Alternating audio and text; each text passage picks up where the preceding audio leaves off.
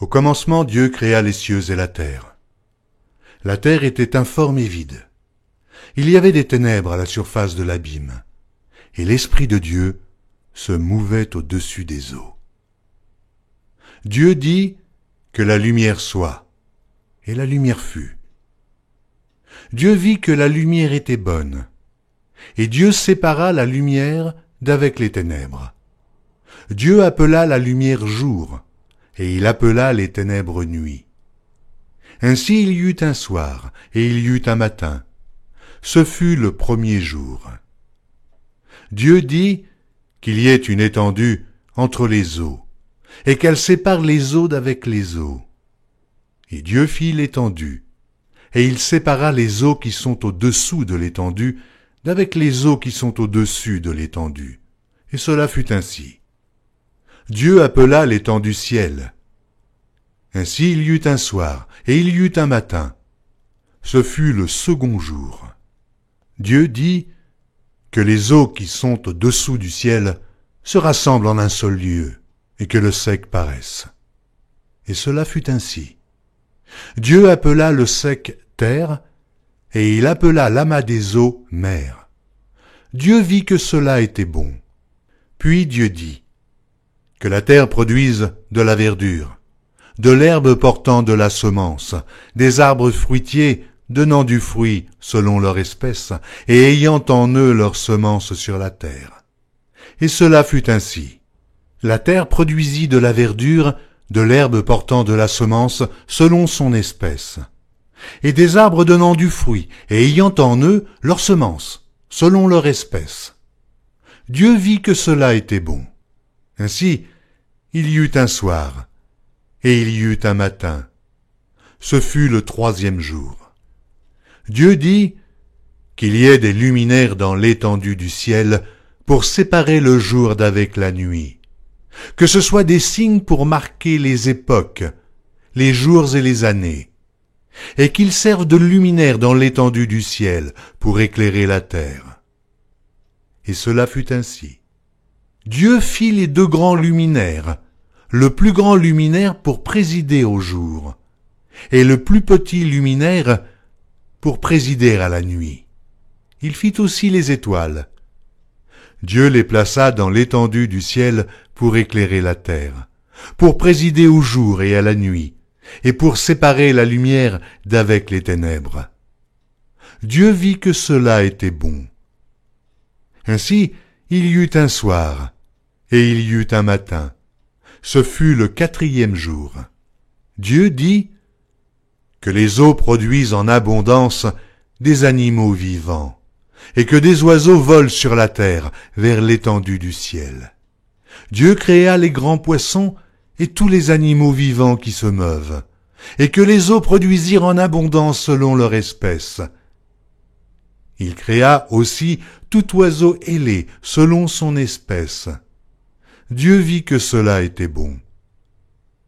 Dieu les bénit en disant « Soyez féconds, multipliez, et remplissez les eaux des mers, et que les oiseaux multiplient sur la terre. » Ainsi, il y eut un soir, et il y eut un matin. Ce fut le cinquième jour. Dieu dit que la terre produise des animaux vivants selon leur espèce, du bétail, des reptiles et des animaux terrestres selon leur espèce. Et cela fut ainsi. Dieu fit les animaux de la terre selon leur espèce, le bétail selon son espèce, et tous les reptiles de la terre selon leur espèce. Dieu vit que cela était bon. Puis Dieu dit, « Faisons l'homme à notre image, selon notre ressemblance, et qu'il domine sur les poissons de la mer, sur les oiseaux du ciel, sur le bétail, sur toute la terre, et sur tous les reptiles qui rampent sur la terre. » Dieu créa l'homme à son image. Il le créa à l'image de Dieu. Il créa l'homme et la femme. Dieu les bénit et Dieu leur dit, « Soyez féconds, multipliez, remplissez la terre et l'assujettissez, et dominez sur les poissons de la mer, sur les oiseaux du ciel, sur tout animal qui se meut sur la terre. » Et Dieu dit, voici, je vous donne toute herbe portant de la semence, et qui est à la surface de toute la terre, et tout arbre ayant en lui du fruit d'arbre, et portant de la semence. Ce sera votre nourriture. Et à tout animal de la terre, et à tout oiseau du ciel, et à tout ce qui se meut sur la terre, ayant en soi un souffle de vie, je donne toute herbe verte pour nourriture. Et cela fut ainsi. Dieu vit tout ce qu'il avait fait, et voici, cela était très bon. Ainsi il y eut un soir, il y eut un matin, ce fut le 6e jour. Ainsi furent achevés les cieux et la terre, et toute leur armée. Dieu acheva au 7e jour son œuvre qu'il avait faite, et il se reposa au 7e jour de toute son œuvre qu'il avait faite. Dieu bénit le 7e jour, et il le sanctifia, parce qu'en ce jour, il se reposa de toute son œuvre qu'il avait créée en la faisant. Voici les origines des cieux et de la terre quand ils furent créés. Lorsque l'Éternel Dieu fit une terre et des cieux, aucun arbuste des champs n'était encore sur la terre, et aucune herbe des champs ne germait encore, car l'Éternel Dieu n'avait pas fait pleuvoir sur la terre, et il n'y avait point d'homme pour cultiver le sol. Mais une vapeur s'éleva de la terre et arrosa toute la surface du sol. L'Éternel Dieu forma l'homme de la poussière de la terre. Il souffla dans ses narines un souffle de vie, et l'homme devint un être vivant. Puis l'Éternel Dieu planta un jardin en Éden du côté de l'Orient, et il y mit l'homme qu'il avait formé. L'Éternel Dieu fit pousser du sol des arbres de toute espèce, agréables à voir et bons à manger, et l'arbre de la vie au milieu du jardin, et l'arbre de la connaissance du bien et du mal. Un fleuve sortait d'Éden pour arroser le jardin, et de là, il se divisait en 4 bras. Le nom du premier est Pichon. C'est celui qui entoure tout le pays de Havila où se trouve l'or. L'or de ce pays est pur. On y trouve aussi le bdolium et la pierre d'onyx. Le nom du second fleuve est Gihon. C'est celui qui entoure tout le pays de Cush. Le nom du troisième est Hidékel. C'est celui qui coule à l'orient de la Syrie. Le 4e fleuve, c'est l'Euphrate. L'Éternel Dieu prit l'homme et le plaça dans le jardin d'Éden pour le cultiver et pour le garder. L'Éternel Dieu donna cet ordre à l'homme. Tu pourras manger de tous les arbres du jardin, mais tu ne mangeras pas de l'arbre de la connaissance du bien et du mal, car le jour où tu en mangeras, tu mourras. L'Éternel Dieu dit, « Il n'est pas bon que l'homme soit seul. Je lui ferai une aide semblable à lui. » L'Éternel Dieu forma de la terre tous les animaux des champs et tous les oiseaux du ciel, et il les fit venir vers l'homme pour voir comment il les appellerait, et afin que tout être vivant portât le nom que lui donnerait l'homme. Et l'homme donna des noms à tout le bétail, aux oiseaux du ciel et à tous les animaux des champs. Mais, pour l'homme, il ne trouva point d'aide semblable à lui. Alors l'Éternel Dieu fit tomber un profond sommeil sur l'homme qui s'endormit. Il prit une de ses côtes et referma la chair à sa place. L'Éternel Dieu forma une femme de la côte qu'il avait prise de l'homme, et il l'amena vers l'homme. Et l'homme dit, « Voici cette fois celle qui est os de mes os et chair de ma chair. On l'appellera femme, parce qu'elle a été prise de l'homme. C'est pourquoi l'homme quittera son père et sa mère et s'attachera à sa femme, et ils deviendront une seule chair. » L'homme et sa femme étaient tous deux nus, et ils n'en avaient point honte. Le serpent était le plus rusé de tous les animaux des champs que l'Éternel Dieu avait fait.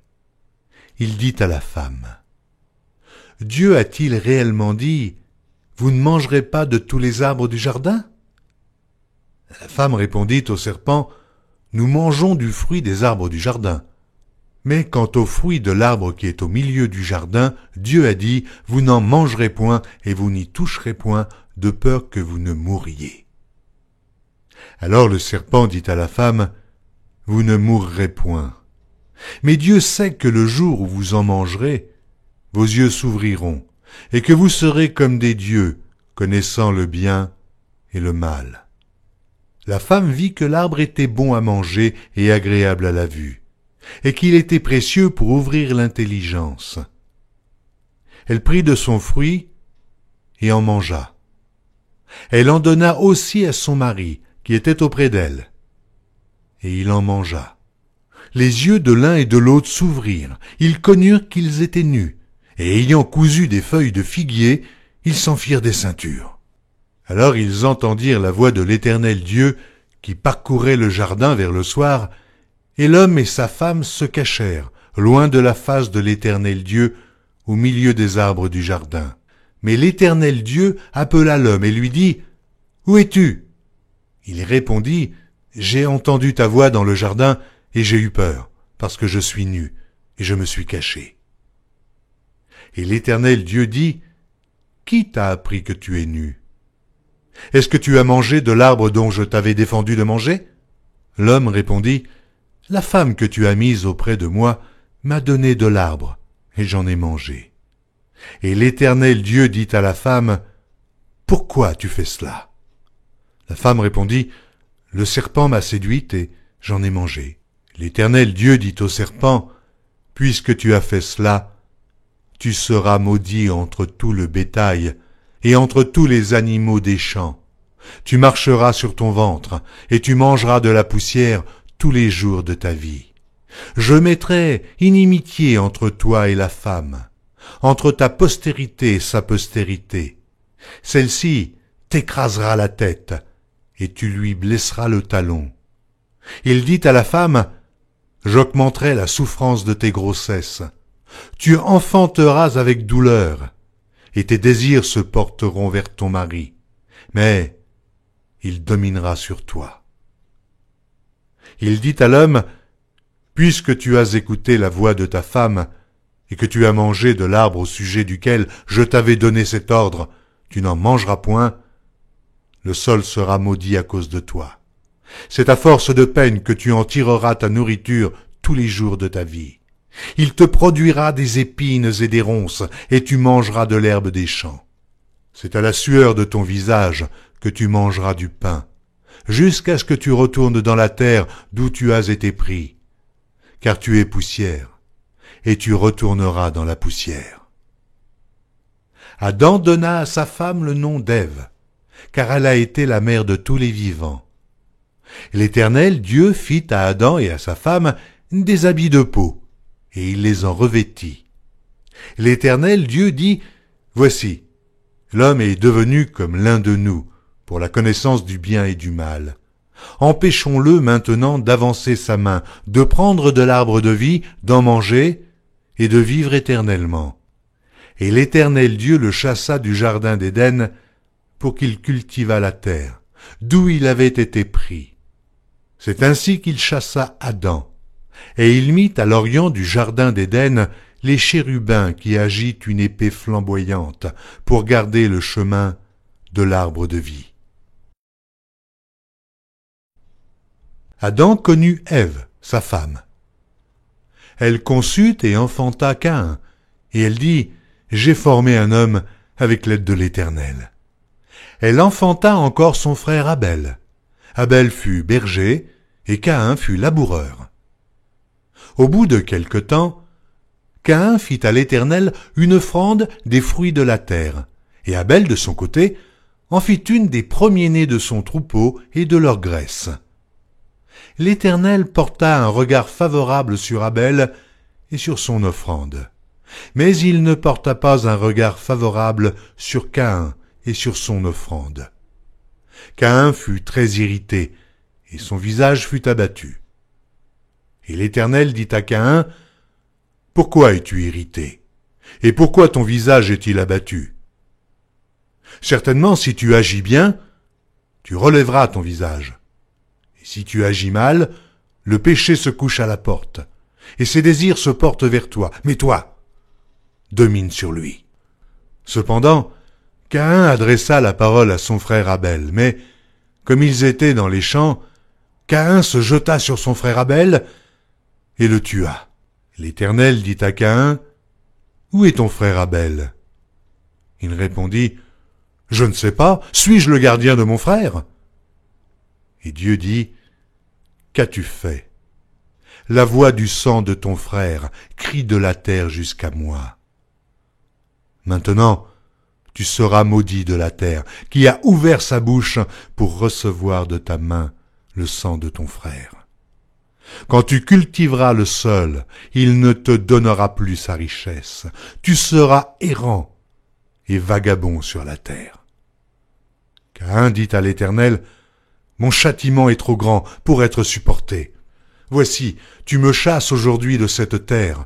Je serai caché loin de ta face, je serai errant et vagabond sur la terre, et quiconque me trouvera me tuera. » L'Éternel lui dit, « Si quelqu'un tuait Caïn, Caïn serait vengé 7 fois. » Et l'Éternel mit un signe sur Caïn, pour que quiconque le trouverait ne le tuât point. Puis Caïn s'éloigna de la face de l'Éternel et habita dans la terre de Nod, à l'orient d'Éden. Caïn connut sa femme. Elle conçut et enfanta Hénoc. Il bâtit ensuite une ville, et il donna à cette ville le nom de son fils, Hénoc. Hénoc engendra Irad. Irad engendra Méhujaël. Méhujaël engendra Métucaël. Et Métucaël engendra Lémec. Lémec prit 2 femmes. Le nom de l'une était Ada, et le nom de l'autre Tsilla. Ada enfanta Jabal. Il fut le père de ceux qui habitent sous des tentes et près des troupeaux. Le nom de son frère était Jubal.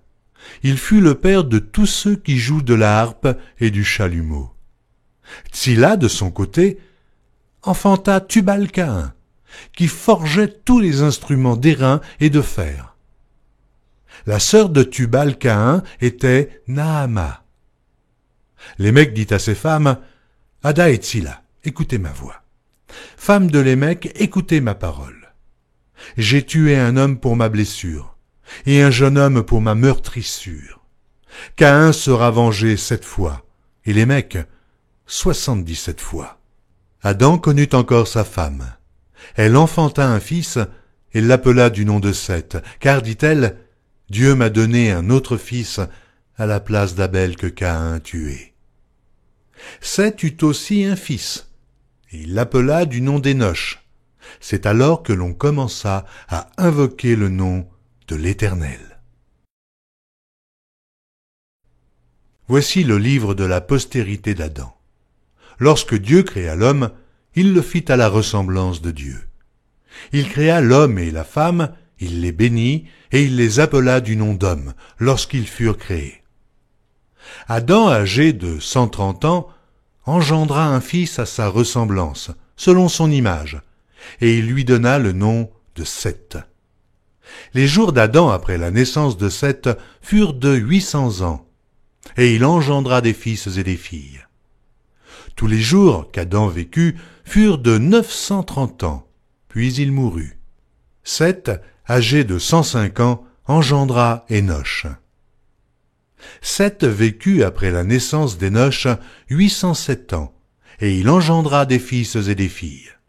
Tous les jours de Seth furent de 912 ans, puis il mourut. Énoch, âgé de 90 ans, engendra Kénan. Énoch vécut après la naissance de Kénan 815 ans, et il engendra des fils et des filles. Tous les jours d'Énoch furent de 905 ans, puis il mourut. Kénan, âgé de 70 ans, engendra Mahalalel. Kénan vécut après la naissance de Mahalalel 840 ans, et il engendra des fils et des filles. Tous les jours de Kénan furent de 910 ans, puis il mourut. Mahalalel, âgé de 65 ans, engendra Jéred. Mahalalel vécut après la naissance de Jéred 830 ans, et il engendra des fils et des filles. Tous les jours de Mahalalel furent de 895 ans, puis il mourut. Jéred, âgé de 162 ans, engendra Hénoch. Jéred vécut, après la naissance d'Hénoch, 800 ans, et il engendra des fils et des filles. Tous les jours de Jéred furent de 962 ans, puis il mourut. Hénoch, âgé de 65 ans, engendra Méthusélah. Hénoch, après la naissance de Méthusélah, marcha avec Dieu 300 ans, et il engendra des fils et des filles. Tous les jours d'Hénoch furent de 365 ans. Hénoch marcha avec Dieu, puis il ne fut plus, parce que Dieu le prit. Méthusélah, âgé de 187 ans, engendra Lémec. Méthusélah vécut, après la naissance de Lémec, 782 ans, et il engendra des fils et des filles. Tous les jours de Méthusélah furent de 969 ans, puis il mourut. Lémec, âgé de 182 ans, engendra un fils. Il lui donna le nom de Noé en disant « Celui-ci nous consolera de nos fatigues et du travail pénible de nos mains provenant de cette terre que l'Éternel a maudite. » Lémec vécut après la naissance de Noé 595 ans, et il engendra des fils et des filles. Tous les jours de Lémec furent de 777 ans, puis il mourut. Noé, âgé de 500 ans, engendra Sem, Cham et Japheth. Lorsque les hommes eurent commencé à se multiplier sur la face de la terre, et que des filles leur furent nées, les fils de Dieu virent que les filles des hommes étaient belles, et ils en prirent pour femmes parmi toutes celles qu'ils choisirent. Alors l'Éternel dit, « Mon esprit ne restera pas à toujours dans l'homme, car l'homme n'est que chair, et ses jours seront de 120 ans. » Les géants étaient sur la terre en ces temps-là, après que les fils de Dieu furent venus vers les filles des hommes, et qu'elles leur eurent donné des enfants. Ce sont ces héros qui furent fameux dans l'Antiquité. L'Éternel vit que la méchanceté des hommes était grande sur la terre, et que toutes les pensées de leur cœur se portaient chaque jour uniquement vers le mal. L'Éternel se repentit d'avoir fait l'homme sur la terre, et il fut affligé en son cœur. Et l'Éternel dit, « J'exterminerai de la face de la terre l'homme que j'ai créé, depuis l'homme jusqu'au bétail, aux reptiles et aux oiseaux du ciel, car je me repens de les avoir faits. » Mais Noé trouva grâce aux yeux de l'Éternel. Voici la postérité de Noé. Noé était un homme juste et intègre dans son temps. Noé marchait avec Dieu. Noé engendra 3 fils, Sem, Cham et Japheth. La terre était corrompue devant Dieu. La terre était pleine de violence. Dieu regarda la terre, et voici, elle était corrompue, car toute chair avait corrompu sa voie sur la terre. Alors Dieu dit à Noé, « La fin de toute chair est arrêtée par devers moi, car ils ont rempli la terre de violence. Voici, je vais les détruire avec la terre. Fais-toi une arche de bois de gophée. Tu disposeras cette arche en cellules, et tu l'enduiras de poids en dedans et en dehors. Voici comment tu la feras. L'arche aura 300 coudées de longueur, 50 coudées de largeur et 30 coudées de hauteur. Tu feras à l'arche une fenêtre, que tu réduiras à 1 coudée en haut. Tu établiras une porte sur le côté de l'arche, et tu construiras un étage inférieur, un second et un 3e. Et moi, je vais faire venir le déluge d'eau sur la terre, pour détruire toute chair ayant souffle de vie sous le ciel. Tout ce qui est sur la terre périra. Mais j'établis mon alliance avec toi. Tu entreras dans l'arche, toi et tes fils, ta femme et les femmes de tes fils avec toi. De tout ce qui vit, de toute chair, tu feras entrer dans l'arche 2 de chaque espèce, pour les conserver en vie avec toi. Il y aura un mâle et une femelle, des oiseaux selon leur espèce, du bétail selon son espèce, et de tous les reptiles de la terre selon leur espèce. 2 de chaque espèce viendront vers toi, pour que tu leur conserves la vie. Et toi, prends de tous les aliments que l'on mange, et fais-en une provision auprès de toi, afin qu'ils te servent de nourriture ainsi qu'à eux. C'est ce que fit Noé. Il exécuta tout ce que Dieu lui avait ordonné. L'Éternel dit à Noé, « Entre dans l'arche, toi et toute ta maison, car je t'ai vu juste devant moi parmi cette génération. Tu prendras auprès de toi 7 couples de tous les animaux purs, le mâle et sa femelle, une paire des animaux qui ne sont pas purs, le mâle et sa femelle, 7 couples aussi des oiseaux du ciel, mâle et femelle, afin de conserver leur race en vie sur la face de toute la terre. Car encore 7 jours, et je ferai pleuvoir sur la terre 40 jours et 40 nuits, et j'exterminerai de la face de la terre tous les êtres que j'ai faits. » Noé exécuta tout ce que l'Éternel lui avait ordonné. Noé avait 600 ans lorsque le déluge d'eau fut sur la terre.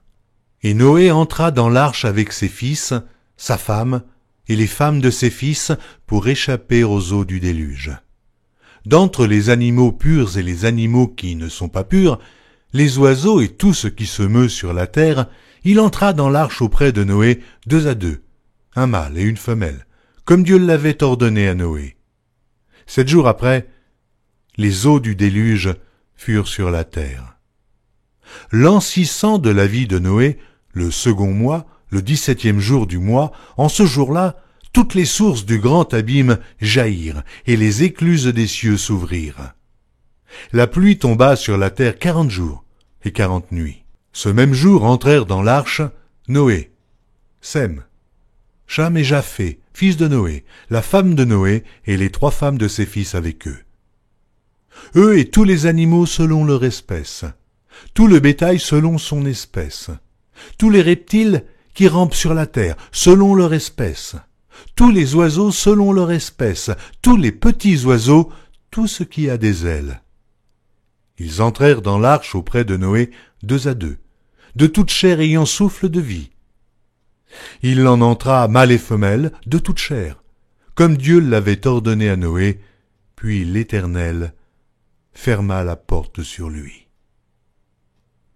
Le déluge fut 40 jours sur la terre.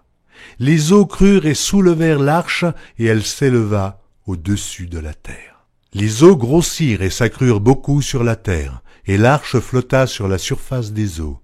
Les eaux grossirent de plus en plus, et toutes les hautes montagnes qui sont sous le ciel entier furent couvertes. Les eaux s'élevèrent de 15 coudées au-dessus des montagnes qui furent couvertes. Tout ce qui se mouvait sur la terre périt, tant les oiseaux que le bétail et les animaux, tout ce qui rampait sur la terre et tous les hommes. Tout ce qui avait respiration, souffle de vie dans ses narines et qui était sur la terre sèche, mourut. Tous les êtres qui étaient sur la face de la terre furent exterminés, depuis l'homme jusqu'au bétail, aux reptiles et aux oiseaux du ciel. Ils furent exterminés de la terre, il ne resta que Noé et ceux qui étaient avec lui dans l'arche. Les eaux furent grosses sur la terre pendant 150 jours. Dieu se souvint de Noé, de tous les animaux et de tout le bétail qui était avec lui dans l'arche. Et Dieu fit passer un vent sur la terre, et les eaux s'apaisèrent. Les sources de l'abîme et les écluses des cieux furent fermées, et la pluie ne tomba plus du ciel. Les eaux se retirèrent de dessus la terre, s'en allant et s'éloignant, et les eaux diminuèrent au bout de 150 jours. Le 7e mois, le 17e jour du mois, l'arche s'arrêta sur les montagnes d'Ararat. Les eaux allèrent en diminuant jusqu'au 10e mois. Le 10e mois, le 1er jour du mois, apparurent les sommets des montagnes. Au bout de 40 jours, Noé ouvrit la fenêtre qu'il avait faite à l'arche. Il lâcha le corbeau qui sortit, partant et revenant jusqu'à ce que les eaux eussent séché sur la terre. Il lâcha aussi la colombe pour voir si les eaux avaient diminué à la surface de la terre.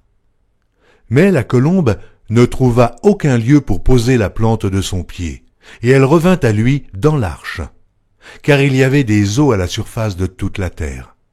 Il avança la main, la prit, et la fit rentrer auprès de lui dans l'arche. Il attendit encore 7 autres jours, et il lâcha de nouveau la colombe hors de l'arche. La colombe revint à lui sur le soir, et voici, une feuille d'olivier arrachée était dans son bec. Noé connut ainsi que les eaux avaient diminué sur la terre. Il attendit encore 7 autres jours, et il lâcha la colombe, mais elle ne revint plus à lui. L'an 601, le premier mois, le premier jour du mois, les eaux avaient séché sur la terre. Noé ôta la couverture de l'arche. Il regarda et, voici, la surface de la terre avait séché. Le second mois, le 27e jour du mois, la terre fut sèche. Alors Dieu parla à Noé en disant, « Sors de l'arche, toi et ta femme, tes fils et les femmes de tes fils avec toi. Fais sortir avec toi tous les animaux de toute chair qui sont avec toi, tant les oiseaux que le bétail, et tous les reptiles qui rampent sur la terre. Qu'ils se répandent sur la terre, qu'ils soient féconds, et multiplient sur la terre. » Et Noé sortit, avec ses fils, sa femme, et les femmes de ses fils.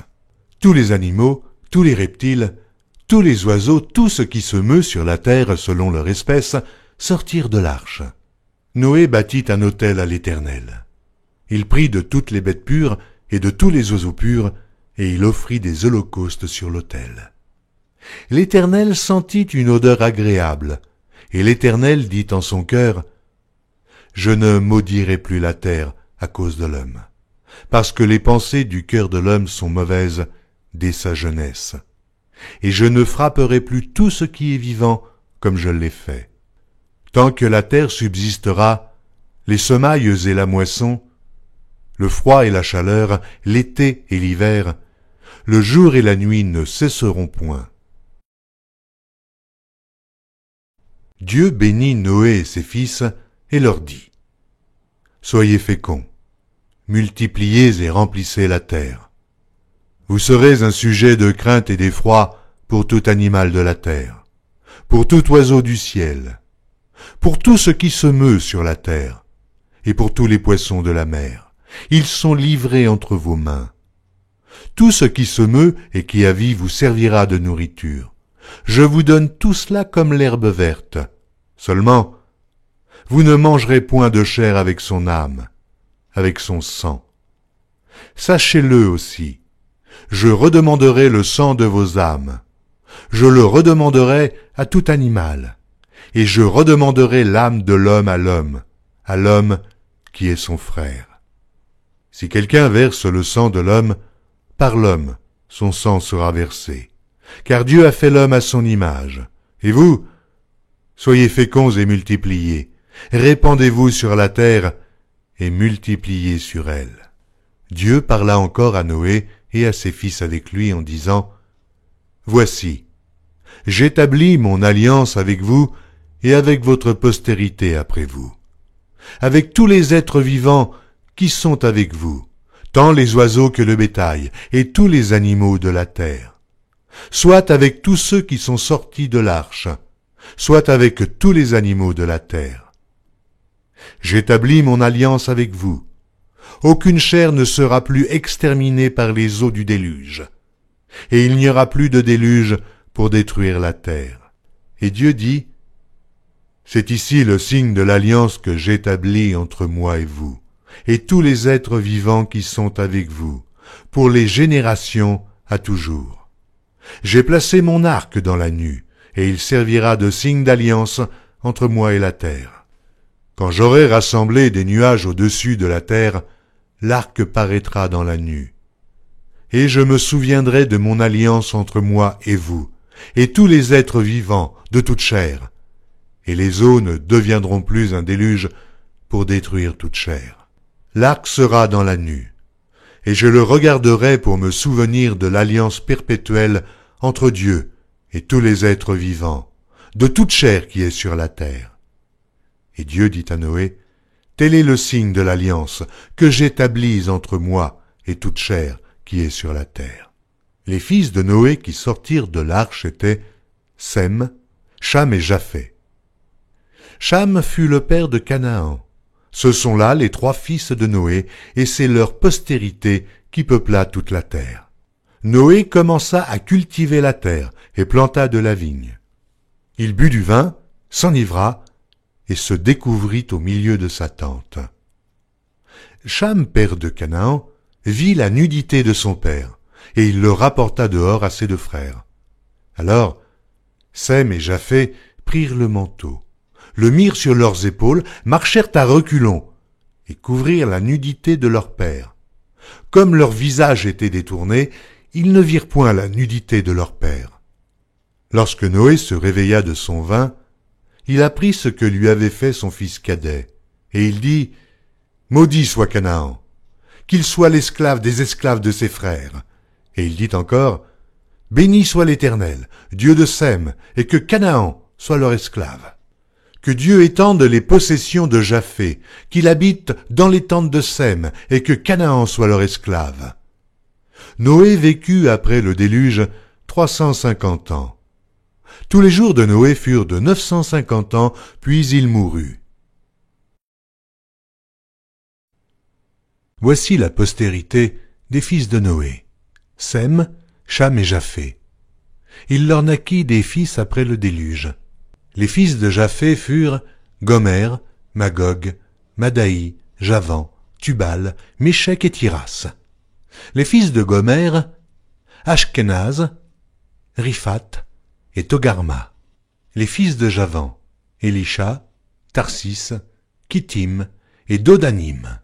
C'est par eux qu'ont été peuplées les îles des nations selon leurs terres, selon la langue de chacun, selon leur famille, selon leur nation. Les fils de Cham furent Cush, Mitzraïm, Put et Canaan. Les fils de Cush, Saba, Havila, Sabta, Raméa et Sabteka, les fils de Raéma, Séba et de Dan. Cush engendra aussi Nimrod. C'est lui qui commença à être puissant sur la terre. Il fut un vaillant chasseur devant l'Éternel. C'est pourquoi l'on dit comme Nimrod, vaillant chasseur devant l'Éternel. Il régna d'abord sur Babel, Érec, Akab et Calné, au pays de Shinaër. Dans ce pays-là sortit Assur. Il bâtit Ninive, Rehoboth, Ir, Kalash. Et Rézan entre Ninive et Kalash, c'est la grande ville. Mitzraïm engendra les Ludim, les Anamim, les Léabim et les Naphtuim. Les Patrusim et les Cashluim, d'où sont sortis les Philistins, et les Caphtorim. Canaan engendra Sidon, son premier-né est Heth, et les Jébusiens, les Amoréens, les Girgasiens, les Éviens, les Arkiens, les Siniens, les Avédiens, les Tsémariens, les Amathiens. Ensuite, les familles des Cananéens se dispersèrent. Les limites des Cananéens allèrent depuis Sidon du côté du Guérar jusqu'à Gaza, et du côté de Sodome, de Gomorre, d'Adma et de Tséboïm jusqu'à Lécha. Ce sont là les fils de Cham, selon leur famille, selon leur langue, selon leur pays, selon leur nation. Il naquit aussi des fils à Sem, père de tous les fils d'Héber, et frère de Japheth, l'aîné. Les fils de Sem furent Élam, Assur, Arpachad, Lud et Aram. Les fils d'Aram, Huth, Hul, Guéter et Mash. Arpachad engendra Shélach, et Shélach engendra Héber. Il naquit à Héber 2 fils. Le nom de l'un était Péleg, parce que de son temps la terre fut partagée, et le nom de son frère était Joktan. Joktam engendra Almodad, Shélef, Hatsarmavet, Jérach. Adoram, Uzal, Dikla, Obal, Abimaël, Séba. Ophir, Havila et Jobab, tous ceux-là furent fils de Joktan. Ils habitèrent depuis Mécha du côté de Séphar, jusqu'à la montagne de l'Orient. Ce sont là les fils de Shem, selon leur famille, selon leur langue, selon leur pays, selon leur nation. Telles sont les familles des fils de Noé, selon leur génération, selon leur nation, et c'est d'eux que sont sorties les nations qui se sont répandues sur la terre après le déluge.